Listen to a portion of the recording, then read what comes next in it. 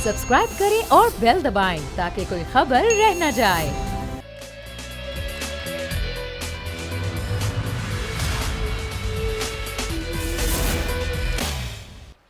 बिस्मिल्लाहिर्रहमानिर्रहीम, अस्सलामु अलैकुम। प्रोग्राम में मैं सुमैया रिजवान आपको वेलकम कहूँगी। नाज़रीन, हुकूमत ने साल शुरू होते ही आवाम को दो तोहफे दिए। पहले जनवरी के महीने में 2 बार पेट्रोलियम मसनूआत की कीमतों में इजाफा किया गया, फिर बिजली की कीमतें भी महंगी कर दी गई। ये महंगाई बढ़ती ही जा रही है और हुकूमत की कोई पॉलिसी इस पर नजर नहीं आती। अभी थोड़ी ही देर पहले जो गवर्नर स्टेट बैंक रजा बाकिर, उन्होंने एक ब्रीफिंग दी। उन्होंने कहा कि शरह सूद को बरकरार रखा जाएगा। उन्होंने ये भी कहा कि इसलिए किया जा रहा है कि महंगाई को कंट्रोल किया जा सके। साथ ही साथ वो ये कहते हैं कि जो मुआशी हालात हैं उनको बेहतर करने के लिए हमें मज़ीद भी काम करने की ज़रूरत है। और मुस्तकबिल में उन्होंने कहा कि शरह सूद में अचानक से बहुत ज़्यादा इजाफा नहीं होगा। होगा क्या?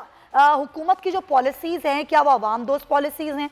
क्या आगे के जो बाकी साल हुकूमत के रहते हैं, क्या सूरत हाल ऐसे ही रहेगी? ये महंगाई और कितना बढ़ेगी? क्या IMF की शराइत ही इतनी कड़ी हैं कि हुकूमत मजबूर है या मामला कुछ और है? इसी पर बात करेंगे आज के प्रोग्राम में। मेहमान तारुफ भी मैं आपका करवा देती हूँ। इमरान याकूब साहब हमारे साथ मौजूद हैं, एंकर पर्सन हैं, एनालिस्ट हैं, बहुत शुक्रिया आपका। और राना शाह साहब भी हमारे साथ मौजूद हैं, पाकिस्तान मुस्लिम लीग नून से, आपका भी बहुत शुक्रिया। निसार चीमा साहब, माफ़ कीजिएगा, पाकिस्तान मुस्लिम लीग नून से, आपका भी बहुत शुक्रिया। निसार चीमा साहब हमारे साथ पाकिस्तान मुस्लिम लीग नून से हैं और इमरान याकूब साहब भी हैं। लेकिन ज़ाहिर महंगाई बढ़ रही है नाजरीन, और एक के बाद एक महंगाई का जो बम है वो आवाम पर गिरता जा रहा है। आवाम इस हवाले से क्या कहते हैं, पहले ज़रा वो देखिए, फिर डिस्कशन का आगाज़ करते हैं। कोई गल नहीं, फिर की महंगी होगी सर। सारे पिछली को गवर्नमेंट ने कर्जे लेने सर, वो भी तो लगाने उतारने हैं ना किसी तरह। बहुत मुश्किल है, बंदा सर्वाइव नहीं कर पा रहा ना। मार्च का जो हालात वाक़यात हुए हैं ना, बहुत मुश्किल है। उनको जलील कर रहे हैं ये, और क्या अब गरीब बंदा क्या करेगा बताएं। तो उसके लिए तो ये मसला ही है ना कि बिजली उन्होंने इतनी महंगी कर दी है। ये तो अच्छा नहीं किया। हम तो माड़े आदमी, गरीब आदमी हैं, पीस रहे हैं, आगे ही पीस रहे हैं। तो अब जो कर रहे हैं ये अच्छा नहीं कर रहे हैं। मैं वज़ीर-ए-आज़म साहब से रिक्वेस्ट करता हूँ, जो ऊपर अफसराने वाले बैठे हैं जो भी हैं, कि अल्लाह का नाम माने, देखिए ये महंगाई को कम करें। खुदकशियाँ लोग कर रहे हैं, बुराई करने में मजबूर हो चुके हैं। गरीब आदमी के लिए बहुत नुकसान है, मिडिल क्लास के लिए बहुत नुकसान है। जाहिर है जब बिजली बढ़ी है तो महंगाई भी बढ़ेगी, तो वहाँ भी मुतासर होगी। लेकिन इन्होंने 4 साल तो ऐसे ही करना है। जी हाँ, कुछ ऐसा ही है और यही आवाम का भी शायद यही उम्मीद रह गई है PTI की हुकूमत से। अच्छा, महंगाई बढ़ती जा रही है, इस तरह मैंने कहा, और हुकूमत ने बिजली के जो निर्ख हैं उनमें 1 रुपये 95 पैसे इजाफा किया। मौजूदा हुकूमत बिजली सार्फिन पर पहले ही नाजरीन 450 अरब रुपए से जायद का इजाफी बोझ डाल चुकी है। आवाम पर मजीद 200 अरब रुपए का इजाफी बोझ डाल दिया गया। हुकाम के मुताबिक बिजली महंगी करके IMF की शर्त पूरी की जाएगी। इजाफे के बाद बिजली का जो बुनियादी टैरिफ है 15 रुपये 30 पैसे फी यूनिट हो जाएगा। इस वक्त बिजली का बुनियादी टैरिफ 13 रुपये 35 पैसे फी यूनिट है। हुकाम के मुताबिक मौजूदा हुकूमत के इक़्तिदार संभालते ही बिजली की कीमत 9 रुपये 50 पैसे थी। हुकूमत पहले ही बिजली 3 रुपये 85 पैसे फी यूनिट महंगी कर चुकी है। हुकाम के मुताबिक इससे कबल बिजली 1 जनवरी 2019 को 1 रुपये 27 पैसे फी यूनिट महंगी की गई। दूसरी बार 1 जुलाई 2019 को 1 रुपये 49 पैसे फी यूनिट का इजाफा किया गया। तीसरी बार फिर बढ़ाई गई। तीसरी बार फी यूनिट 53 पैसे का इजाफा किया गया। चौथी बार 30 पैसे बढ़ाए गए। पांचवी बार बिजली को 26 पैसे बढ़ाया गया और अब तो हद ही कर दी गई है और अब तकरीबन 2 रुपए का इजाफा किया गया है। यूनिट बढ़ते जा रहे हैं, बिजली मिल नहीं रही है और हुकूमत का मौक़िफ़ कुछ इस तरह का है कि महंगे बिजली के मंसूबे नून लीग की हुकूमत ने लगाए। बिजली इस्तेमाल की जाती या नहीं इस्तेमाल की जाती, तब भी हमें अदायगियाँ करनी ही थी, तो सारा बोझ आवाम पर डाल दिया गया है। इसी बारे में मेहमानों से बात करेंगे। मैं चाहूँगी पहले ज़रा गुफ्तगू आगाज़ आपसे करूँ। इमरान याकूब साहब, ज़ाहिर है हम सवाल उठाते हैं, बात करते हैं, हर तरह के हक़ाइक़ आवाम के सामने रखते हैं। हुकूमत का अपना एक मौक़िफ़ है और शुरू दिन से यही मौक़िफ़ है। मौक़िफ़ कुछ यूँ है कि जी वो पिछली हुकूमतों के मामलात हैं, हम क्या करें, हमें वो भुगतने पड़ रहे हैं। क्या अब 2.5-3 साल बाद भी हुकूमत इस पोजीशन में है कि अभी तक अपनी कारकर्दगी का बोझ पिछली हुकूमतों पर डालती रहे? बिस्मिल्लाहिर्रहमानिर्रहीम। सुमैया, आपने बड़ा अच्छी बात की है। आप ये देखें कि आपने जिस तरह से इंट्रोडक्शन दिया, 6 दफ़ा मौजूदा हुकूमत जो है ना वो बिजली की कीमतों में इजाफा कर चुकी है। 6 दफ़ा। मुझे आप ये बताएं कि ये कितनी दफ़ा और इजाफा करके पिछली हुकूमतों में बोझ डालेंगे। हम ये मान लेते हैं, हम ये तस्लीम कर लेते हैं कि पिछली हुकूमतें इंतहाई नाअहल थी, पिछली हुकूमतों ने इस तरह के मसाइल किए कि आपके लिए जीना मुश्किल हो गया। उन्होंने बहुत किकबैक्स के जरिए से, कमीशंस के जरिए से नॉन प्रोफेशनल एग्रीमेंट्स किए। लेकिन आप खुदा का वास्ता कौम को ये बता दें कि चले वो गलत मुआहदे जो थे उनको दूर करने के लिए आपने क्या किया, आपने बिजली सस्ती करने के लिए, आवाम को रिलीफ देने के लिए क्या किया। क्या आपने कभी भी इन पौने 3 सालों में 6 दफा बिजली बढ़ाते हुए ये सोचा कि एक गरीब आदमी जिसके घर में 2 बल्ब, 1 पंखा जलता है, उसका कितना बिल आता है? जो कम से कम आपने तनख्वाह रखी है एक बंदे की 18,000 रुपये, जो कि 18,000 सरकारी तौर पे तय जरूर है, लेकिन बहुत सारे इदारे ऐसे हैं जिनमें इस पे अमल नहीं किया जाता। 15,000 रुपये पे लोग मुलाजमत करते हैं। क्या 18,000 रुपये देने वाला एक शख्स जिसने अपने बीवी बच्चों के साथ एक घर में रहना है, वो इतनी महंगी बिजली अफोर्ड कर सकता है? क्या वो ये कर सकता है कि वो अपने घर में 4,000 5,000 का सिर्फ उसे बिजली का बिल ही आ जाए? दो चीजें जब सुमैया महंगी होती हैं तो उसका असर पूरे आपकी इकोनॉमी पे होता है। एक नंबर 1 है बिजली, दूसरी नंबर 2 पेट्रोल। फ्यूल महंगा होगा, हर चीज महंगी होगी, बिजली महंगी होगी, हर चीज महंगी होगी। आपने हमेशा ये कहा कि जी हुकूमत, पुरानी हुकूमत ने ये किया, पुरानी हुकूमत ने ये किया। अब 200 अरब रुपए तो आपने हुकूमत पे, आवाम पे बोझ डाल दिया मजीद। और आपने ये भी कहा, उमर अयूब साहब कल फरमा रहे थे कि वो बारूदी सुरंगें बिछा कर गए थे। बिल्कुल बिल्कुल जनाब, आप उन बारूदी सुरंगों की सफाई कर लें। और ये जो एक नैरेटिव है, ये जो एक या जो भी कहना चाहे हुकूमत एक एक्सक्यूज पेश करती है, कब तक पेश की जाएगी? अब जितना एहतजाज अब तक हुकूमत के खिलाफ अपोजिशन कर चुकी है, इससे कुछ हासिल वसूल तो नहीं हुआ। ब्रेक पर जाने से पहले रिसार्च इमाम साहब के लिए सवाल मैं छोड़ के जा रही हूँ कि क्या जो अब तक एहतजाज किया गया, जहाँ इस्तीफों से बाद लॉन्ग मार्च तक आई, फिर इलेक्शन कमीशन के ऑफिस तक पहुँच गई, क्या हासिल हुआ? उल्टा आवाम पर महंगाई का बोझ बढ़ता ही जा रहा है। क्या उस तरह का प्रेशर बनाने में वाकई अपोजिशन नाकाम हो चुकी है? इस ब्रेक के बाद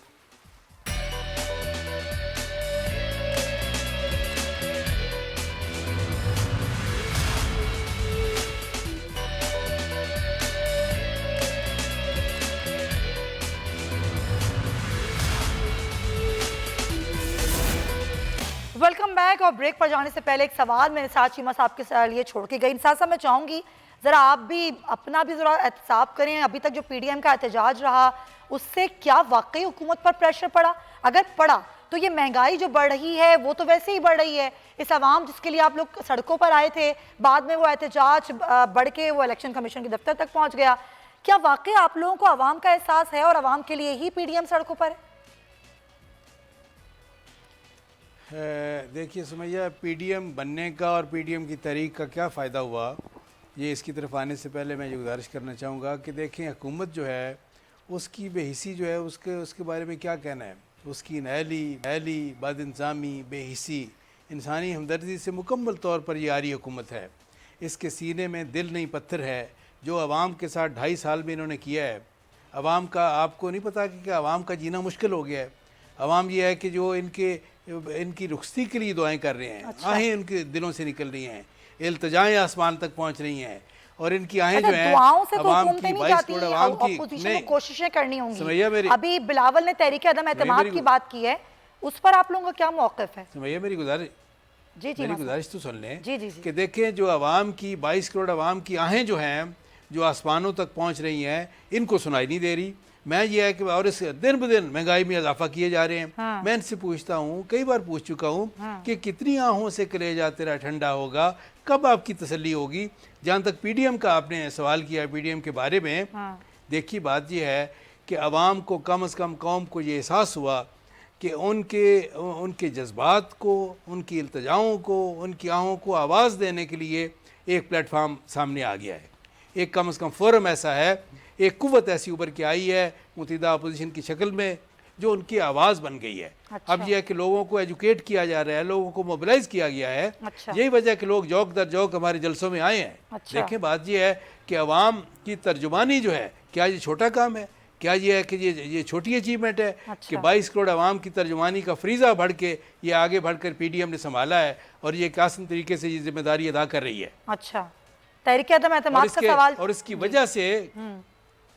वजह से देखें, इसकी वजह से हुकूमत की बिल्कुल टांगे कांप रही है। ये इनकी जो बयानबाजियां हैं, सर, ये सिर्फ बयानबाजियां ही हैं। मेरा सवाल ये था, टेक्निकली हुकूमत को घर भेजने के लिए इस्तीफे, तहरीक अदम एतमाद, ये ऑप्शन कब इस्तेमाल होंगे? आप लोग तो कहाँ बात ही नहीं करते इस पर। पीपल्स पार्टी तो कह रही है कि तहरीक अदम एतमाद लेकर आते हैं। सुमैया बात ये है कि ये सारी स्ट्रेटजीज जो है, अदम एतमाद, इन हाउस चेंज, ये इस्तीफे, ये सारा कुछ जो है ये मुख्तलिफ स्ट्रेटजीज़ हैं, मुख्तलिफ हिकमत अमली के हिस्से हैं। लेकिन ये है कि ये देखें, इसमें PDM की क़यादत मिलकर जो फैसला करेगी, सारी जमातें उसकी पाबंदी करेंगी। लेकिन कई बार मैं गुजारिश कर चुका हूँ कि जो टारगेट है उसके बारे में कोई कंफ्यूजन नहीं है, इख्तिलाफ नहीं है। टारगेट को अचीव करने के लिए काम भी करना पड़ेगा। चलिए ठीक है, पॉइंट टेकन। उस्मान साहिब बशर साहब भी मेरे साथ। सर आपका पॉइंट आ गया, सर आपका पॉइंट आ गया। पाकिस्तान तहरीक इंसाफ का भी मौक़िफ़ लेने दें। उस्मान साहब, अभी आप ज़ाहिर अभी लेट आपने हमें ज्वाइन किया, इससे पहले महंगाई जो आप बढ़ाए चले जा रहे हैं, साल शुरू हुआ है, हुकूमत तोहफे दिए जा रही है, कभी पेट्रोलियम मसनूआत की कीमतें बढ़ाती है, कभी बिजली की कीमतें बढ़ाती है, उसका मौक़िफ़ आप लोग देते हैं जी बिजली के महंगे मनसूबे लगाए गए, बारूदी सुरंगें लगाई गई, हमें बिजली इस्तेमाल करनी हो या ना करनी हो, अदायगियाँ तो हमें करनी है। क्या ये मौक़िफ़ कब तक आप लोग देते रहेंगे? 2.5-3 साल आप लोगों को हो गए हैं। नज़रा बाक़िर साहब कहते हैं शराय सूद हमने बरकरार रखी है, उसकी वजह ये कि महंगाई को कंट्रोल किया जा सके। कब कंट्रोल होगी महंगाई आप लोगों से? बिस्मिल्लाहिर्रहमानिर्रहीम। सुमैया, आपका बहुत शुक्रिया। देखिए, जो अभी आपने एक इस्तदलाल जो पाकिस्तान तहरीक इंसाफ की हुकूमत की तरफ से दिया जा रहा है, आप कह रही है कब तक देते रहेंगे? देखिए, इसमें कोई शक नहीं है कि आप ये ऑन पेपर्स है, ये कोई पॉलिटिकल बात नहीं हम कर रहे कि पाकिस्तान को जो तवानाई की जरूरत थी, अगर 7% पाकिस्तान के अंदर जो शरह तरक्की है, शरह नमू है, 7% रहती जो पाकिस्तान में सिर्फ एक अदवार में हुई है, तो भी आइंदा 10 साल के लिए जितनी बिजली की जरूरत थी उससे 2 गुना ज्यादा, यानी 10,000 मेगावाट की शॉर्टेज थी, और यही हमारे अंदर 10 साल के लिए जरूरत थी। यहाँ पे 38,500 मेगावाट के मंसूबे ये पिछली हुकूमत साइन करके चली गई है, और उनके ऊपर रेट भी फिक्स हैं। इस पे जुल्म ये है कि रेट फिक्स हैं। अब आप जैसे LNG के टर्मिनल्स हैं, आप उनके अंदर LNG लें ना लें, आपको 5 लाख डॉलर। उस्मान साहब, मुझे एक बात समझ नहीं आती, बहुत अरसे से मेरी आपसे बात हो रही है इस मौजू पर, जब से आप लोग हुकूमत में आए हैं, ये कोई ख्वाब आया था नून लीग को कि आपकी हुकूमत आने वाली है? पता चल गया था, सारे ये मसले मसाइल खड़े करके चले गए आप लोगों के लिए ताकि आप लोग हुकूमत ही ना कर सकें? सुमैया, देखिए, यही तो वो $1 मिलियन क्वेश्चन है जिसका जवाब ब्रॉडशीट ने भी दिया है और पनामा ने भी दिया है। पाकिस्तान जो तर्ज हुकूमत है, यही तो प्राइम मिनिस्टर इमरान खान पाकिस्तान की कौम का मुकदमा लेके खड़े हैं कि इन लोगों के हर काम के अंदर कमीशन इन्वॉल्व थी, और क्योंकि सबसे ज्यादा कमीशन और किकबैक बनती है बड़े मंसूबों के ऊपर, और बड़े मंसूबों में सबसे बड़े मंसूबे थे IPPs के साथ मिलकर पाकिस्तान में ये जो बिजली के मंसूबे हैं और आपकी LNG, पाकिस्तान की तारीख के सबसे बड़े ये मंसूबे थे। और हम भी सवाल करते हैं ना जी, जब एक मुल्क को आपकी प्रेडिक्शन ये है, यानी कि आपकी जो इकोनॉमिक प्रेडिक्शन ये है कि आपको 10,000 मेगावाट से ज्यादा बिजली नहीं चाहिए, तो अभी आप एक बड़े निजी टेलीविजन शो के अंदर भी कामरान खान साहब ने भी जो एंकर ने सवाल पूछा कि आपने क्यों भाई इतने बड़े मंसूबे लगा लिए? अभी वो मंसूबे पाकिस्तान को जरूरत नहीं थी। उसका जवाब ये है कि मुस्लिम लीग नून ने कोई काम बगैर कमीशन के नहीं किया, कोई काम कमीशन के। चले, उन्होंने तो कमीशन के बगैर कोई काम नहीं किया। आप सस्ते बिजली के मंसूबे लगाते हैं, आगे आपने वोट नहीं लेना दोबारा, हुकूमत में नहीं आना दोबारा। कब तक आवाम को आप यही बात कहते रहेंगे? बसरा साहब, ये बहुत मुश्किल हो जाएगा, खुद आप लोगों के लिए बहुत मुश्किल हो जाएगा। अपने लिए आसानियां पैदा करने के लिए आपको आवाम को रिलीफ देना होगा। इमरान साहब, अभी आपने दोनों पार्टीज के मौक़िफ़ सुने, ये मौक़िफ़ हम लोग दिन रात सुनते हैं। नून लीग का अपना मौक़िफ़ होता है जी, PTI का अपना मौक़िफ़ होता है। आप जरा न्यूट्रल तज्जिया करें, यहाँ कसूरवार ज्यादा कौन लगता है आपको? सुमैया, मैं तो पहले आपसे ये कहूँगा कि आप देखिए निसार चीमा साहब और उस्मान साहब जो हैं मेरे वैसे भाइयों जैसे, और निसार चीमा साहब का मैं बड़ा एहतराम करता हूँ क्योंकि इनका ताल्लुक एक ऐसी फैमिली से है कि तीनों भाई बड़े ही ईमानदार और अपराइट हैं, इसलिए मैं बड़ा इनका एहतराम करता हूँ। उस्मान बसरा साहब वैसे भाइयों जैसे, गुजारिश ये है कि आपने इन दोनों से जो भी सवाल किए ये कमाल खूबसूरती से असल सवाल की तरफ ही नहीं गई। यही तो काम अच्छा करते हैं लोग। हाँ, इन्होंने वही कहा जो ये सोच के आए थे, जो इन्होंने कहना था। बात ये है, मैं आपको बताता हूँ असल चीज क्या है। PDM की क़यादत ने जो फैसला करना है, ये जितने मर्जी ईमानदार हों, जितने मर्जी ये कहें कि हम में फैसले जमहूरियत की बिना पर होते हैं, लेकिन जो फैसला मियां नवाज शरीफ करेंगे, जो फैसला बिलावल भुट्टो जरदारी करेंगे, या जो फैसला इवन हुकूमत में आके पीटीआई में इमरान खान साहब करेंगे, तमाम लोग वही मानेंगे। इनकी अपनी ना कोई जुबान होती है, ना कोई जहन होता है, बड़ी माजरत के साथ, लेकिन उन्होंने वही करना होता है जो इनकी क़यादत ने कहना है। ये वहां बोलने की जुर्रत नहीं कर सकते आमतौर पे। पीडीएम का मुस्तकबिल क्या देख रहे हैं इमरान साहब? क्विकली मुझे बता दें, ये पीडीएम कुछ कर पाएगी? उस्मान बसरा साहब जनाब, उन्होंने तो बड़े महंगे मंसूबे लगाए थे। बसरा साहब, फिर आपने महंगी एलएनजी क्यों ली? जब सस्ती मिल रही थी आपने सस्ती क्यों नहीं ली? वो शाइखा खान साहब की थी ना, इसलिए नहीं ली। छोड़ दे, कौम को बेवकूफ बनाना छोड़ दे, तो सियासत, हर बात में सियासत ना करें, कभी गरीब आवाम का भी सोच लें। सही। आपने सिर्फ आपस में एक इल्जाम तराशियां, उसने ये कर दिया, उसने, यार 3.25 साल होने को आपको, अल्लाह का वास्ता कोई एक काम बता दें कि हमने ये कर दिया।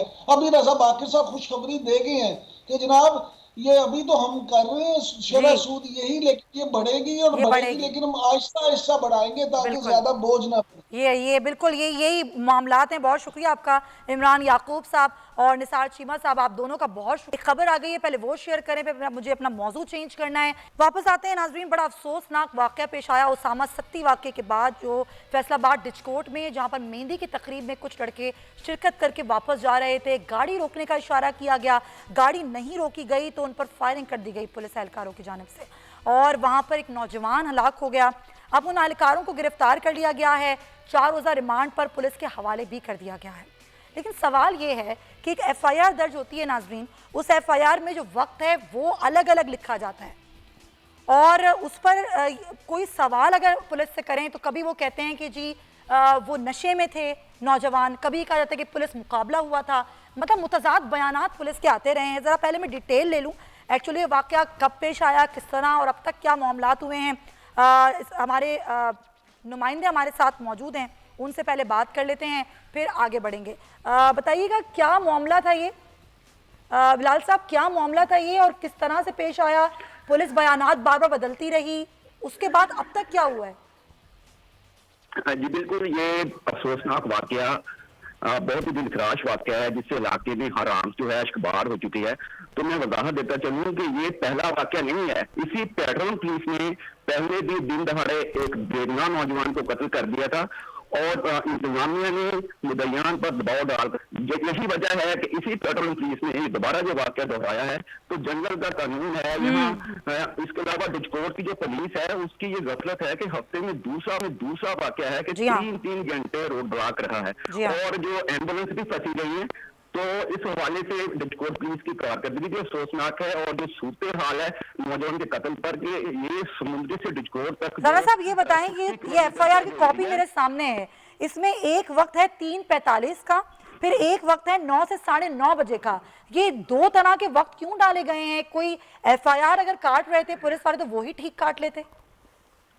असल में इसमें जो माहिर कह रहे हैं, मेरी माहिर कानून से बात हुई तो इसका यही कहना है कि ये मुसलमान को फेवर देने की पुलिस की एक चाल है, पुलिस का ये हथकंडा है। अच्छा। 9:20 के करीब ये वाकया हुआ है, और इतनी अवाम जो शहरी थे गवाह इस वाकये के, किस तरह उन्होंने मुहाफत किया है, कोई वार्निंग नहीं दी, कोई टैरगस्ट नहीं किए। इतनी बड़ी नफरी थी, 4 लोग थे, उनके पास जदीद असला था, किसी गाड़ी को पंचर नहीं किया गया, और जब नौजवान ने गाड़ी रोककर हाथ खड़े कर दिए, इसके बावजूद 3 से 4 फुट के फासले पर उसे फायरिंग की है, और उसके बाद उसकी डेड बॉडी पर ठुटे बरसाए जाते रहे। एन शाहदी ने बताया है, उसके बाद 3 घंटे तक डाले में उसे बैठाकर मुख्तलिफ इतला देते रहे हैं, डाकू मारे हैं, डकैत पकड़ लिए हैं। तो ये बड़ी वायलेशन थी, और 3 घंटे रोड ब्लॉक रहा, जिसमें 30 किलोमीटर का एरिया जो था ब्लॉक का। तो इंतजामिया ने कोई एक्शन लिया है, तो उसके बाद आईजी पंजाब ने नोट लिया है, उसके बाद मुसलमान को हिरासत लिया गया। अब 4 रोज़ा रिमांड पर ये पुलिस के हवाले कर दिया। लेकिन ये कोई हल नहीं है। राना साहब बहुत शुक्रिया, राना बिलाल हमारे नुमाइंदे बड़ा तफसीलन आगाह कर रहे थे।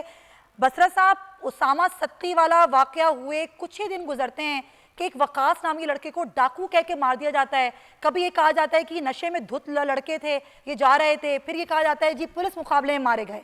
जब एहसास हुआ पुलिस को अपनी गलती का तो उन पुलिस एहलकारों ने उसको लेके घूमते रहे। वो मरा नहीं था लड़का, लेकिन उसको बंदूकों के बट मारे गए, उसको लाते घूंसे मारी गई जब तक कि उसकी जान नहीं निकल गई। ये किस तरह की ट्रेनिंग हो रही है पंजाब पुलिस की कि वो जिसको दिल चाहता है मार देते हैं, कोई पूछने वाला नहीं है। अच्छा सुमैया, एक तो यह है कि ये वाकया बड़ा दिलखराश है और बड़ा एक काबिल अफसोस वाकया है जो भी आपने जिक्र किया है। और देखिए मसला ये है कि जो आपके तरक्की याफ्ता ममालिक भी हैं वहाँ पे भी पुलिस गर्दी के इक्का दुक्का वाकयात होते रहते हैं, लेकिन यहाँ हमने देखना यह है कि कानून की जो अमलदारी है कि उसका पूरा हक अदा किया जा रहा है कि नहीं। देखिए पंजाब हो या इस्लामाबाद वाला उसामा वाला वाकया हो या कोई भी हो, पुलिस का जो इज्तिमाई रवैया है ये इसमें कोई शक नहीं कि ये डेंटेड है और इसको ठीक होने में एक वक्त लगेगा। अभी आपने देखा पिछले दिनों अमेरिका के अंदर भी एक स्याह फार्म को पुलिस वालों ने सरेआम सड़क के ऊपर चोक करके सर हम अमेरिका की बात नहीं करते, अभी हम पाकिस्तान की बात करते हैं। बसरा साहब, आईजी पंजाब को कितनी बार तब्दील किया गया, कितनी बार कहा गया पुलिस में रिफॉर्म्स लाएंगे, पुलिस की ट्रेनिंग की जाएगी, पंजाब पुलिस का बहुत बुरा हाल है, अभी तक बुरा हाल है। सुमैया मेरा अगर आप लॉजिक को दोहराने देती, मैं तो किसी की तरफदारी नहीं कर रहा हूँ, मैं तो ये कह रहा हूँ कि पाकिस्तान के अंदर मजमूरी लिहाज से पंजाब में भी उसी तरह पुलिस जो है वो क्योंकि बड़े लंबे अरसे तक एक सियासी मामलात का शिकार रही है और पुलिस एज अ इंस्टीट्यूशन उभर के सामने नहीं आई। लेकिन जब से हमारी हुकूमत आई है, ये दूसरा वाकया है, एक साहिवाल वाला वाकया हुआ, उसके ऊपर भी जो मुद्दईयान थे, जो भी सोगवारान थे, उन खानदान के कहने पे हमें फौरी तौर पर उसकी FIR दर्ज की और मुल्जमान के खिलाफ बाकायदा कानूनी कार्रवाई हुई और उसकी एविडेंस को गवर्नमेंट हुकूमत लेके गई अदालत के अंदर। ऐसे ये वाकया है, ये इस्लामाबाद वाला वाकया। देखिए पाकिस्तान के अंदर कभी आपने सुना नहीं हुआ पुलिस ने ऐसा कुछ मामला किया और उसके ऊपर फौरन जुडिशियल इंक्वायरी का हुक्म दिया, प्राइम मिनिस्टर ने उनको अपने पास बुलाया। सर सानिया साहिवाल हमारे सामने, उसका क्या नतीजा निकला है? 1 साल हो गया उनकी बरसी को, मासूम बच्चे आपके सामने आते होंगे बसरा साहब। मैं सुमैया वही कह रहा हूँ, देखिए मैं आपको बताऊं कि हुकूमत जो है इसके अंदर क्या कर सकती है। हुकूमत कानून की अमलदारी को यकीनी बना सकती है। जो जैसी FIR जो हमें लिख के दिया वर्षा ने, हमने वैसी FIR बगैर किसी डिले के दर्ज करवाई। यहाँ वो भी हुकूमतें नहीं है कि दिन दिहाड़े लोगों की औरतों को गोलियां मारी और 70 दिन। मेरा सवाल ये नहीं है, मेरा सवाल समझने की कोशिश कीजिए। मैं कह रही हूँ ऐसे वाकयात होते ही क्यों हैं? एक दफा हो गया ना, ये तो जाहिर मदीने की रियासत है, यहाँ पर कैसे हो जाता है दोबारा ऐसा वाकया? पुलिस कैसे आराम से किसी को भी कत्ल कर देती है?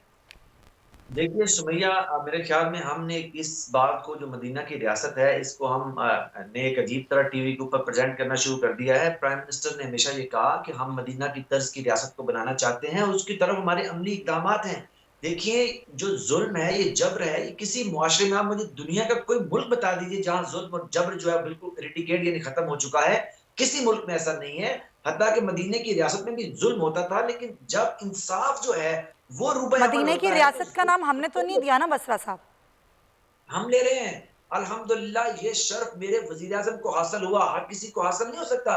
पाकिस्तान की तारीख में ला इलाहा इल्लल्लाह मुहम्मद रसूलुल्लाह के नाम पे बनने वाले मुल्क में पहला वजीर आज़म है जिसने कहा कि वो मदीना की तर्ज की रियासत तमीर करना चाहते हैं। क्या मदीने की रियासत में किसी का ये नाइंसाफ कत्ल होता है? देखिए मैं आपको दोबारा ये कह रहा हूँ कि रियासत मदीना की तर्ज की हो या कोई भी जो आपकी डेमोक्रेटिक या जदीद दुनिया की रियासत हो, आप जुल्म को वहां पे सरकोबी के लिए कानून की सरबुलंदी को इस्तेमाल करते हैं। मैं तो आपसे भी कह रहा हूँ कि कोई ऐसा मुल्क नहीं है जहाँ पे जुल्म ना हो। कानून की सरबुलंदी आपने करनी है सर, हमने नहीं करनी। हमारा काम है सवाल करना। बसरा साहब, मैंने आपसे कई दफा सवाल किया, मेरे प्रोग्राम का वक्त खत्म हो गया। बहुत शुक्रिया आपकी, और ये सवाल मैं बार बार उठाती रहूंगी और नाहक कत्ल पर आपको जवाब देना होगा, यहाँ नहीं तो अल्लाह की अदालत में ज़रूर देना होगा, क्योंकि हुकूमत वक्त से ही सवाल किया जाता है। और आप अगर पुलिस के रिफॉर्म्स, पुलिस की ट्रेनिंग नहीं कर सकते तो ऐसे वाक़यात को रोक भी नहीं सकते। कानून की अमलदारी हुकूमत ने ही पाबंद बनानी है, हुकूमत ये सब कुछ कर सकती है। इसी नोट के साथ इंशाल्लाह आपसे पीर को मुलाकात होगी। अपना और अपने प्यारों का बहुत ख्याल रखिएगा। अल्लाह हाफ़िज़।